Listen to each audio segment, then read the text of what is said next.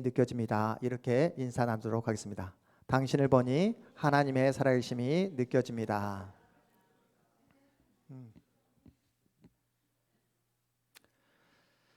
여러분, 2026년도 이제 새해가 밝았고 설날도 지나갔고 오늘은 2월의 마지막 주일입니다. 여러분이 2026년도를 맞이할 때 새롭게 다짐했던 결심 중에 하나가 무엇이었죠? 바로 올해만큼은 성경 통독을 반드시 해보겠다. 최소한 1독은 달성하겠다. 1독을 달성하신 어떤 분은 올해만큼은 2독까지 한번 도전해보겠다라고 결심하신 분도 계실 것입니다. 여러분이 성경 통독에 대한 결심을 갖고 성경을 읽으실 때에 가다가 중간에 턱하니 막히는 부분이 있죠. 어떤 부분이죠? 바로 오늘 본문 창세기 5장입니다. 족보 이야기가 나오는 이 부분을 만났을 때 이 부분을 그냥 건너뛰어야 될지 아니면 계속해서 읽어 나가야 될지 고민하고 또 흔들렸던 그러한 시간이 있었을 것입니다. 왜냐하면 누가 누구를 낳고 얼마간 살다가 죽었더라, 이 패턴이 계속해서 반복되기 때문에 이게 무슨 의미가 있단 말인가 라고 생각하면서 성경 통독을 결심하고 또 작정했다가 흔들렸던 부분이 바로 이 족보 이야기가 나오는 부분입니다.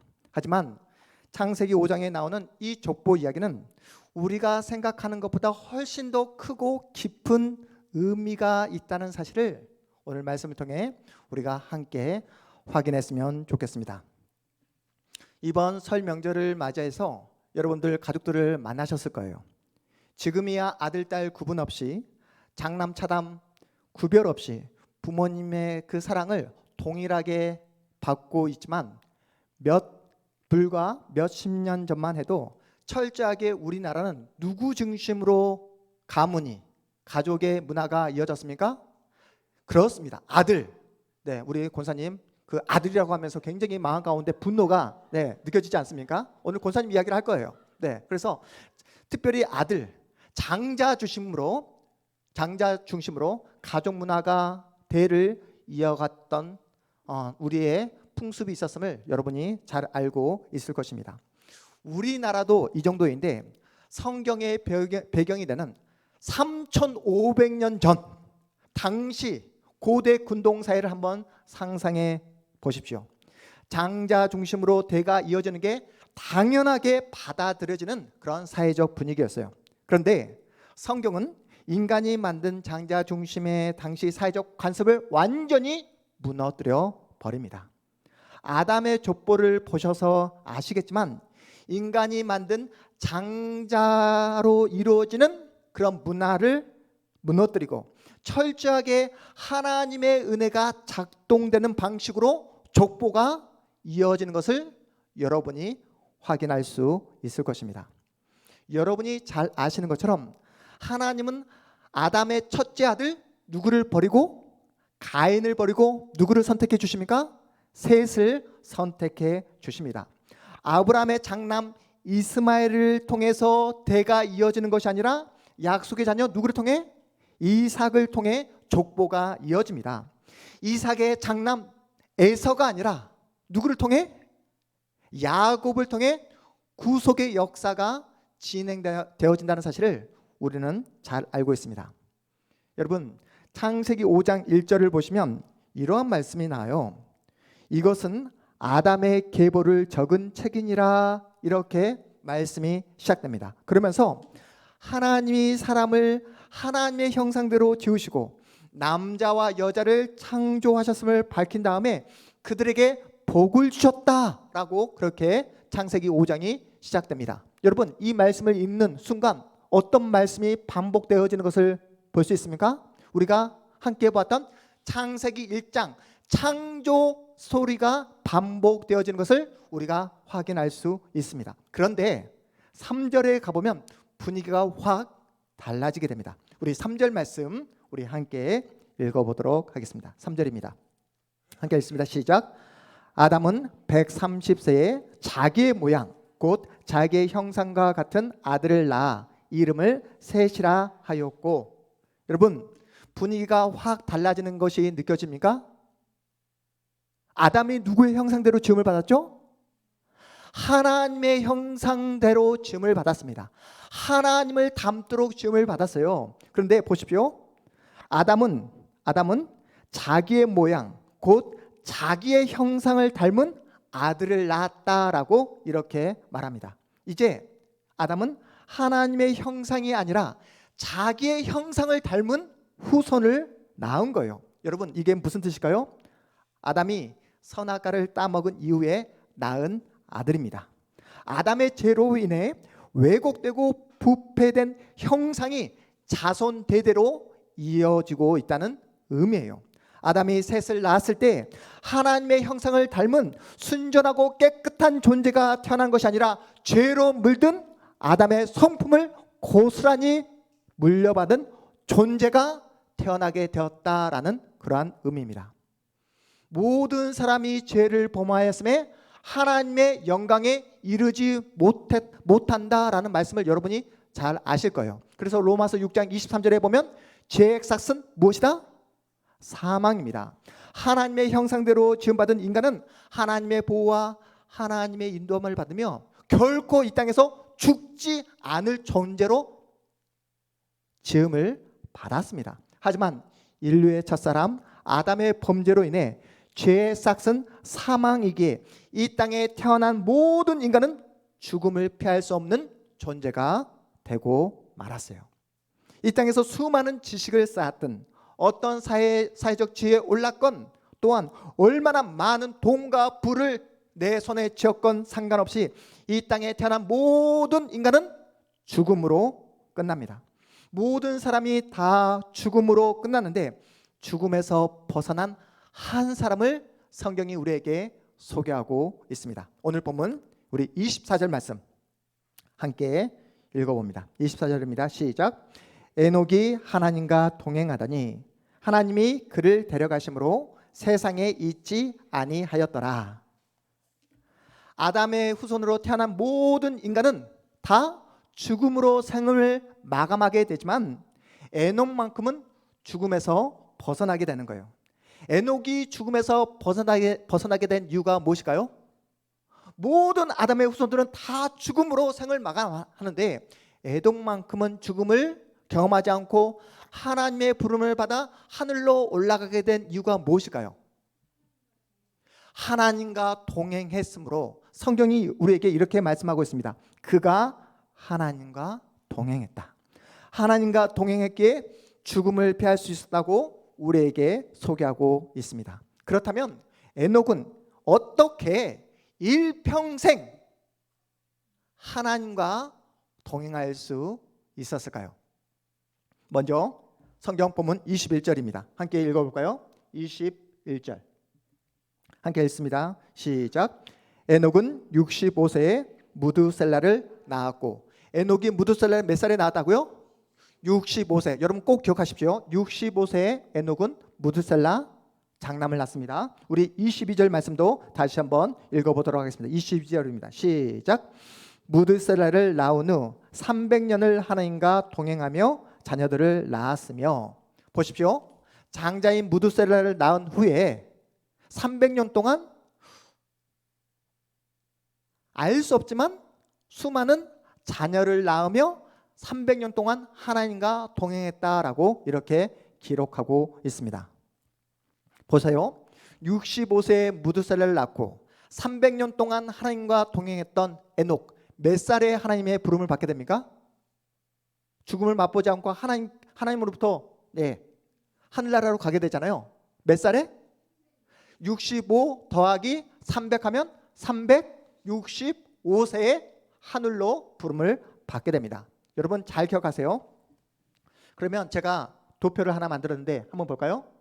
에녹이 65세에 무두셀라를 낳고, 에녹의 아들이 무두셀라입니다. 그러면 손자가 누구죠? 에녹의 손자가 라멕입니다. 라멕. 라멕. 그러면 에녹에게 있어서 여러분이 잘 알고 있는 노아의 방주를 만든 노아는, 노아에게서 에녹은 어떤 사람이죠? 중조 할아버지가 되는 거예요. 여기까지 잘 따라오셨죠? 잘 기억하셔야 됩니다. 에녹은 에녹은 무두셀라의 아버지이고 라멕의 할아버지이며 노아의 중조 할아버지예요. 오늘 본문 21절 22절을 잘 보시면 에녹은 무두셀라를 낳기 전에는 하나님과 동행했다는 표현이 있습니까? 없습니까? 없어요. 무두셀라를 낳은 후에야 하나님과 동행했다는 표현이 나오고 있습니다. 무슨 말입니까? 에녹의 삶이 무두셀라를 낳기 전과 낳은 후에 그 에녹의 삶이 확연하게 180도 달라지게 되었다는 그러한 의미예요. 우리 권사님, 우리 집사님들, 첫 번째 자녀를 만났을 때 그 기쁨, 그 환희를 지금도 생생하게 기억하고 있지 않으십니까? 나를 닮은 첫 번째 자녀, 두 번째 자녀, 세 번째 자녀가 모두가 똑같이 사랑스럽고 너무나 내가 사랑하는 자녀이지만 여러분이 결코 여러분의 뇌리에서 잊지 못하는 자녀의 출생이 바로 첫 번째 자녀의 만남 아닙니까? 우리 가람사님, 서진이를 만나기 전과 서진이를 만난 후에 우리 가람사님의 인생이 어떻게 달라지게 되었죠? 확연하게 달라지게 되었죠. 네, 그 전에도 최선을 다해서 성실하게 살아오셨지만 서진이를 낳은 후에 내가 더욱더 열심으로 살아야 되겠다, 믿음으로 살아야 되겠다, 내가 우리 서진이에게 정말로 믿음을 물려줄 수 있는 좋은 엄마로 내가 살아야 되겠다, 이러한 굳은 결심을 하셨을 거예요. 마찬가지로 에녹은 무두셀라를 낳은 후에 자신의 삶이 완전하게 변화되게 됩니다. 무두셀라를 낳기 전 65세까지는 하나님과 동행했다는 표현이 없다가 65세에 무두셀라를 낳은 후에 하나님께 부름을 받는 300년 동안 매일매일 날마다 하나님과 동행하며 살아왔던 에녹, 이렇게 성경이 우리에게 소개하고 있습니다. 그렇다면 에녹이 아들인 무두셀라를 낳은 후에 그의 인생이 달라진 건 이해가 되지만 완전히 완벽하게 180도 달라지게 된 이유가 무엇일까라는 그런 궁금증이 여러분 생기지 않습니까? 여러분도 자녀를 낳은 후에 여러분의 인생이 변화되게 되었잖아요. 그런데 에녹처럼 완벽하게 100% 180도 달라진 그런 신앙의 삶을 살아가고 계십니까? 아니잖아요. 그렇다면 왜 에녹은 우리와 다르게 180도 달라진 그런 믿음의 길을 걸어갈 수 있었을까? 그 실마리를 아들의 이름 누구? 무두셀라를 통해서 우리가 유추해 볼 수 있는데요. 무두셀라의 이름의 뜻은 창을 던지는 자라는 뜻을 가지고 있습니다. 무두셀라 이름의 뜻이 뭐라고요? 창을 던지는 자. 네, 창을 던지는 자. 여러분, 이 창을 던지는 자 어떤 의미입니까? 창을 던지는 자가 죽게 되면 심판이 찾아온다는 거예요. 창을 던지는 자가 사망을 하게 되면 무서운 심판이 찾아온다는 뜻입니다. 고대사에서는 각 부족마다 창을 던지는 자가 있었어요. 그 부족을 대표하는 가장 용맹한 용사라고 해도 여러분이 좋을 것 같습니다. 부족 간에 전쟁이 전쟁이 벌어지면 어떻게 합니까? 가장 강한 용사를 죽여야지만이 그 전쟁에서 승리할 수 있잖아요. 마찬가지로 이 창을 던지는 자, 이 자가 전쟁에서 실패를 하게 되면 그 부족은 어떻게 되죠? 무서운 저주, 무서운 심판이 찾아올 수밖에 없다는 그런 뜻입니다. 에녹이 무두셀라를 몇 살에 낳았다고 했죠? 65세에 낳았습니다. 무두셀라는 187세에 라멕을 낳아요. 그리고 라멕은 182세에 노아를 낳습니다. 여러분, 187 더하기 182 하면 얼마가 나죠? 187 더하기 182 하면 369. 그렇습니다. 보십시오. 무두셀라가 369세가 되었을 때 무두셀라에게 손주인 노아가 이 땅에 태어나게 됩니다. 창세기 7장을 보시면 노아가 600살이 되었을 때 홍수의 심판이 시작되었다라고 기록되어 있어요.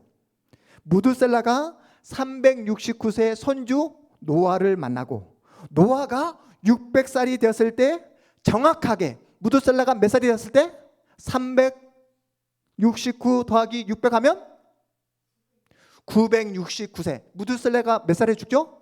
969세. 무드셀라가 969세 죽음을 맞이할 때 심판이 찾아오게 되었다는 것입니다. 여러분 이해가 되십니까? 네? 네. 네. 여러분 그 이야기는 나중에 하기로 하고, 에녹이 무드셀라를 665세에 낳았고 그 이후 300년 동안 하나님과 동행했던 이유가 보이십니까? 에녹은 매일매일 무드셀라의 이름을 부를 때마다 하나님의 무서운 심판을 의식하며 살아갔던 거예요. 이 땅에 종말이 임한다는 사실을 단 한순간도 잊지 않았던 겁니다.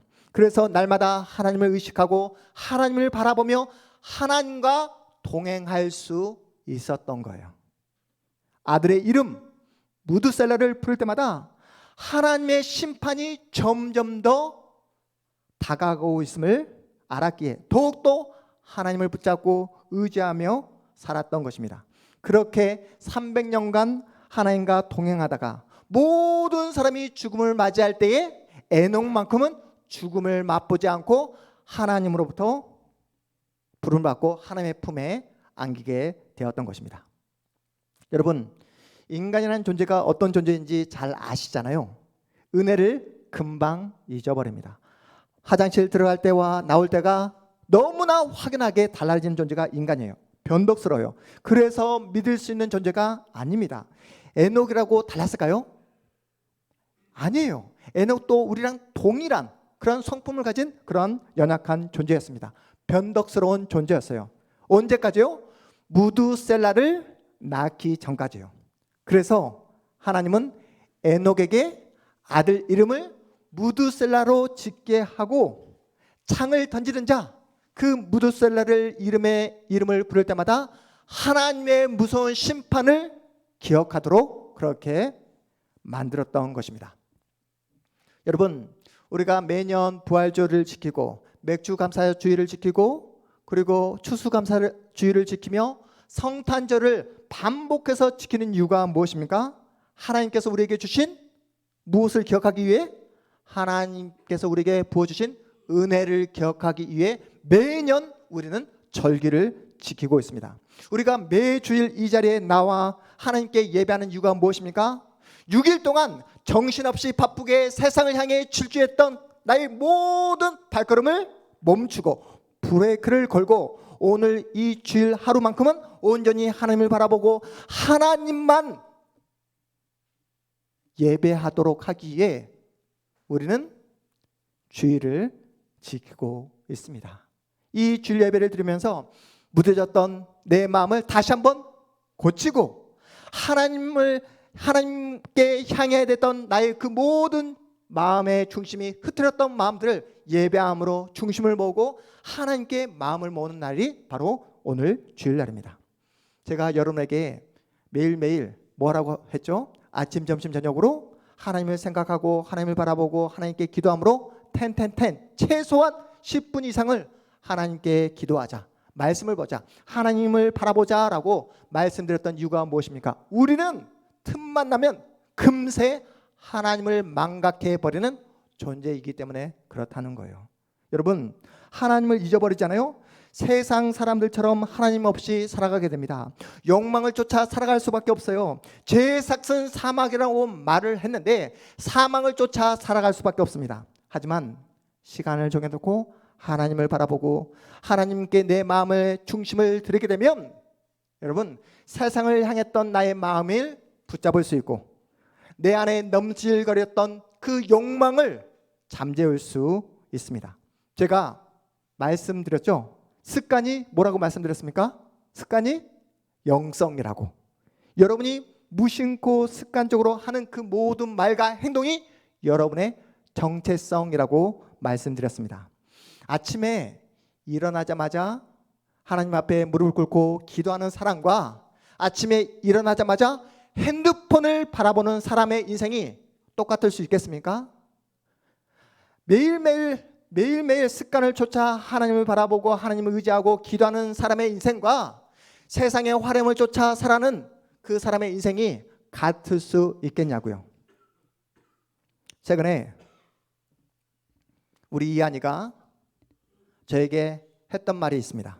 친구 중에 최근에 할머니가 먼저 세상을 떠나고 얼마 되지 않아서 할아버지가 세상을 떠난 친구가 있다고 해요. 이번 설날 명절에 그래서 아버지와 형제들이 만나서 대판 싸웠다고 합니다. 왜 싸웠을까요? 그 형제들끼리 할아버지 할머니가 죽은 다음에 재산 분쟁으로 소송까지 갔다고 해요. 그래서 이번 설날에 만나서 대판 싸웠다고 합니다. 그 광경을 바라본 우리 이한이 친구가 이한이에게 이런 말을 했다고 해요. 그 친구에게 여동생이 한 명 있다고 합니다. 이한아, 나도 여동생이 한 명 있는데 여동생에게 돈 한 푼도, 돈 100원도 주지 않기 위해서 아버지가 돌아가시면 나도 똑같이 소송을 걸 거야. 이런 말을 이한에게 했다고 합니다. 여러분, 이것이 바로 하나님이 없는 세상 사람들의 모습입니다. 여러분, 우리가 누구입니까? 하나님을 내 마음 중심에 모시고 살아가는 하나님의 자녀예요. 하나님의 자녀이지만 여러분도 돈 좋아하시잖아요. 편하게 살고 싶으잖아요. 부모님이 돈이 있으면 나에게만큼은 더 많은 유산을 남겨주셨으면 하는 마음이 있지 않으십니까? 그런데 그러한 마음을 다시 바로잡고 돈이 전부가 아니지, 우리에겐 영원한 하나님이 계시지, 하나님의 은혜를 기억하고 하나님을 믿으며 신실하게 살아가야 하지, 이런 마음을 어디서 가질 수 있습니까? 주일날 습관처럼 나오는 주일 예배 시간에 여러분의 마음을 고쳐 먹을 수 있다는 거예요.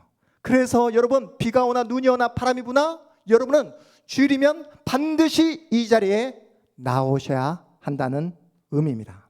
에녹도 매일매일 아들의 이름을 부르며 하나님의 심판을 마음에 새기고 하나님 앞에서 경건하게 살아갈 수 있었던 거예요. 습관이 무서운 겁니다. 여러분의 습관 속에 하나님이 계시기를 주님의 이름으로 축복합니다. 아침에 일어나자마자 먼저 하나님을 찾고 하나님께 기도하셔야 돼요. 일용할 양식을 나에게 허락해 주신 하나님께 감사함으로 여러분이 기도하셔야 됩니다. 우리 주일학교 학생들 이제 겨울방학이 끝나고 개학을 하게 되면 학교에 가게 되잖아요. 점심시간에 식사를 하기 전에 우리 충만이는 항상 간절하게 주님께 기도함으로 식사를 하고 있을 거예요. 그렇죠. 창피하다고 친구들 앞에서 기도하는 모습이 부끄럽다고 기도를 건너뛰면 안 된다는 것입니다. 잠이 들기 전 오늘 또 나를 지켜주시고 보이신 하나님께 감사함으로 하루를 마감하는 이러한 경건한 습관, 루틴을 갖고 계셔야 된다는 거예요. 여러분이 매일매일 하나님을 기억하면서 하나님 앞에서 몸부림치는 그러한 모습을 바로 옆에서 누가 지켜보고 있을까요? 사랑하는 내 아내가, 내 남편이, 무엇보다 나를 닮고 나를 보면서 자라나고 있는 우리 자녀들이 여러분의 모습을 다 보고 있습니다. 저희 가정이 이번 설 명절을 맞이해서 가정 예배를 드리게 되었는데요. 그 시간에 설 명절 예배 시간에 대표 기도로 누가 기도했죠? 네, 오늘 대표 기도를 하신 김신미 집사님이 대표 기도를 하셨어요. 그때 대표 기도를 하시면서 혼자 은혜 받고 혼자 감동받아서 눈물을 줄줄 흘리면서 기도를 하시는 거예요. 제가 더 많이 남편을 위해서 기도를 해야 됨에도 불구하고 기도하지 못해서 죄송합니다. 제가 자녀를 위해서 더 많이 기도를 해야 됨에도 불구하고 기도하지 못해서 주님 죄송합니다. 이렇게 기도를 마쳤습니다. 그리고 예배가 끝난 지 얼마 지나지 않아서 또 밝게 웃으면서 남편을 바라보면서 한숨 쉬고 자녀를 바라보면서 잔소리를 끊이지 않는 일관된 김심희 집사님의 모습을 볼 수 있었습니다. 여러분, 우리 모두는 교회에서의 모습과 가정에서의 모습이 다르잖아요. 교회에서는 상냥하고 친절하고 천사처럼 행동하지만 집에서는 필터링 없이 내 마음 내키는 대로 말과 행동을 할 때가 얼마나 많습니까? 이러한 나의 이중적인 모습으로 인해서 내 남편이, 내 아내가, 무엇보다도 사랑하는 내 자녀가 나의 이런 연약한 모습을 보면서 하나님을 떠나버리면 어떡하지? 나의 모순된 행동 때문에 시험받아서 신앙의 길에서 벗어나면 어떡하지? 이러한 염려와 걱정을 하신 분들이 계실 것입니다. 여러분 잘 들으세요. 아동 심리학자가 말하기를 어린 자녀들도 부모님의 연약함을 안다는 거예요. 어린 자녀도 부모가 한계를 지니고 있고 실수하고 연약한 모습이 있다는 사실을 너무나 잘 알고 있다는 겁니다. 그래서 부모가 생각하기에는 내 연약한 모습 때문에, 내 실수와 내 잘못된 그 행동 때문에 우리 자녀가 상처를 받고 우리 자녀가 실망해서 나의 어떤 사랑에서 벗어나지 않을까, 그렇게 염려하는데, 여러분의 그 염려와 걱정은 착각이라는 이야기를 듣게 되었습니다. 그 연약함, 한계를 지니고 있기 때문에 어린 자녀가 부모를 더 많이 사랑하고 더 많이 용서하고 있다는 이야기를 제가 듣게 되었습니다. 이 말이 무슨 말일까요? 여러분이 먼저 하나님을 버리지 않는 이상 자녀들은 절대로 하나님을 버리지 않는다는 뜻이에요. 여러분의 연약함, 여러분의 실수, 여러분의 이중적인 모습 때문에 자녀들은 하나님을 떠나지 않습니다. 자녀들이 신앙에서 벗어나고 하나님을 버린 이유는 단 한 가지예요. 그것은 바로 여러분이 먼저 하나님을 버리고 신앙의 길에서 벗어나 버렸기 때문에 그렇다는 거예요. 여러분의 삶의 모습 속에서 전혀 하나님의 살아계심을 볼 수 없기 때문에 자녀들은 신앙에서 하나님으로부터 벗어나게 된다는 사실입니다. 설 명절을 보내면서 서로가 서로에게 바보가 되어주기를 주저하지 말자라고 우리가 약속했잖아요. 알면서도 넘어가지고, 알면서도 참고 견뎌내면서 우리의 모습을 통해서 살아계신 하나님을 우리가 증명해보자라고 말씀드렸습니다. 그런데 서로에게 하나님의 살아계심을 보여줘야 함에도 불구하고 우리는 삶 속에서 우리의 모습을 통해서, 우리의 행동과 우리의 말을 통해서 하나님의 살아계심을 보이지 못할 때가 얼마나 많은지 모릅니다. 서로에게 상처 주고 신자답게 살아가지 못할 때가 얼마나 많은지 몰라요. 그러고도 네가 집사냐? 그러고도 네가 하나님을 믿는 하나님의 자녀냐? 라는 그런 이야기, 핀잔, 그러한 화살을 받을 때가 얼마나 많은지 모릅니다. 나 스스로도 내가 정말 하나님을 믿는 하나님의 자녀인가? 라고 할 정도로 실망스럽고 어리석고 못난 모습을 볼 때가 얼마나 많은지 몰라요. 그럼에도 불구하고 여러분 주일이면 반드시 이 자리에 나오는 여러분이 되시기를 주님의 이름으로 축복합니다. 이러한 여러분의 모습을 보면서 자녀들이 뭐라고 할까요? 우리 엄마는, 우리 아빠는 너무나 뻔뻔스러운 존재야, 너무나 모순덩어리야, 이렇게 평가할까요? 그렇지 않습니다. 천만의 말씀이에요. 엄마 아빠를 비판했던 자녀들도 이제 나이가 한 살 한 살 먹어가면 엄마 아빠를 이해하게 됩니다. 우리 엄마 아빠는 그래도 교회에서만큼은 성과를 부리지 않지. 우리 엄마 아빠는 교회에서만큼은 자신의 분노를 끝까지 참아내지. 이렇게 인간의 연약함을 이해하더라는 겁니다. 그래서 청소년 시절에 부모의 이중적인 신앙을 비판했던 자녀들이 나이가 들면 엄마 아빠가 그렇듯 연약하기에 하나님을 붙잡고 부족하기에 더욱더 하나님을 의지하는 동일한 믿음의 자리, 신앙의 자리로 나아가게 되더라는 거예요. 그 증인이 누구입니까? 오늘 억지로 끌려온 우리 재와 아름이가 증인입니다. 엄마를 향해서 엄마처럼 이중적인 모습 보이지 않을 거야, 뻔뻔스럽게 교회 나가지 않을 거야 했던 우리 자녀들이 이제 한 살 한 살 먹으면서 인간이라는 존재는 이렇게 연약하구나, 부족하구나, 그래서 하나님을 의지할 수밖에 없구나 라고 하면서 이 자리, 은혜를 사모하며 하나님을 붙잡는 자리로 나을 수밖에 없는 존재가 바로 인간입니다. 여러분, 신자는 그래서 어떻게 살아야 하겠습니까? 여러분은 어떻게 살다가 하나님 품에 안기고 싶으십니까? 솔직하게 우리도 예수 믿지 않는 세상 사람들과 별반 차이 없이 살아가고 있어요. 매일매일 지지고 볶으며 살아가고 있습니다. 하루에도 몇 번씩이나 흔들리고 넘어지고 살아가고 있어요. 자녀들에게 말과 행동으로 얼마나 많은 상처를 주는지 모릅니다. 그런데 우리의 결정적인 차이가 무엇입니까? 우리는 선을 넘어가지 않는다는 거예요.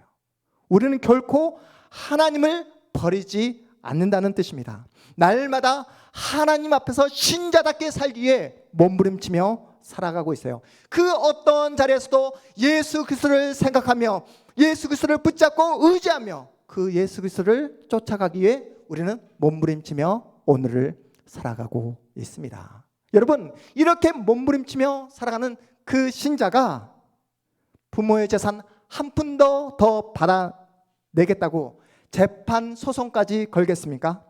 신앙의 양심상 우리는 멈춥니다. 그 증인이 누구죠? 유미영 권사님이십니다. 모두가 다 소송 걸자 할 때 안 됩니다. 저 예수 믿는 사람입니다. 소송을 포기한 우리 권사님, 누가 그 모습을 본다고요? 옆에서 우리 자녀가 지켜보고 있습니다. 우리의 삶이 완벽해서 완전해서 우리 자녀들이 믿음의 길을 걸어가는 것이 아니라 우리의 수많은 한계와 모순에도 불구하고 끝까지 예수를 붙잡는 그 모습을 보며 우리와 동일한 믿음의 길을 걷게 되는 줄 여러분 믿으시기 바랍니다. 자녀들 앞에서 그러니까 여러분의 못난 모습 때문에 여러분의 한계와 실수 때문에 절망하지 말라고요. 나는 부모로서 빵점인가 봐, 난 믿음이 없나 봐, 나는 아닌가 봐, 이렇게 자신을 비관하는 자리로 나가지 마시고 그 자리에서 더욱더 하나님을 붙잡는 믿음의 사람들 되어주시기를 주님의 이름으로 축복합니다. 에녹이 아들 무두셀라 이름을 부르며 하나님의 심판을 기억했던 것처럼 여러분도 남은 생에 하나님의 이름을 부르며 하나님과 함께 믿음의 복된 길을 걸어가는 믿음의 사람들 다 되어주시기를 주님의 이름으로 축복합니다. 그래서 에녹이 무두셀라를 낳고 몇 년 동안? 300년 동안 하나님과 동행했다가 죽음을 맛보지 않고 하나님의 품에 안겼듯이 여러분도 남은 생에 날마다 하나님을 기억하고 하나님을 바라보고 하나님과 동행해서 영원한 하나님의 품에 안기는 복된 믿음의 사람들 다 되어주시기를 주님의 이름으로 축복합니다. 우리 모두 다 일어나셔서 함께 말씀 생각하며 기도하는 시간 갖도록 하겠습니다.